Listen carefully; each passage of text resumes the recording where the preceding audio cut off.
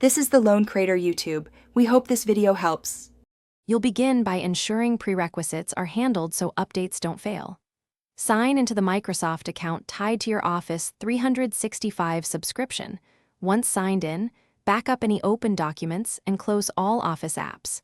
Make sure Windows Update is current and you have at least 5 GB free on your system drive.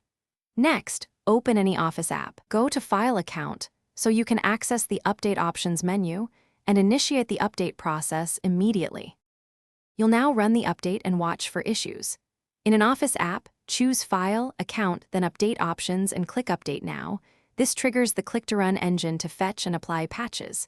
If prompted by user account control, accept the elevation so the installer can write files.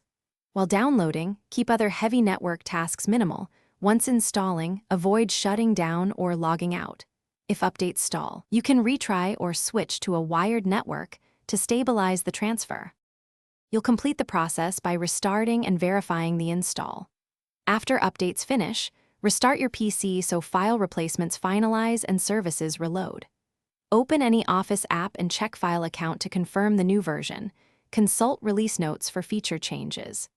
If something goes wrong, run a quick repair from Programs and Features, and if that fails, use the online repair for a deeper fix. One key troubleshooting tip: if the installer reports licensing or sign-in error. Thanks for watching. Consider subscribing if we helped you.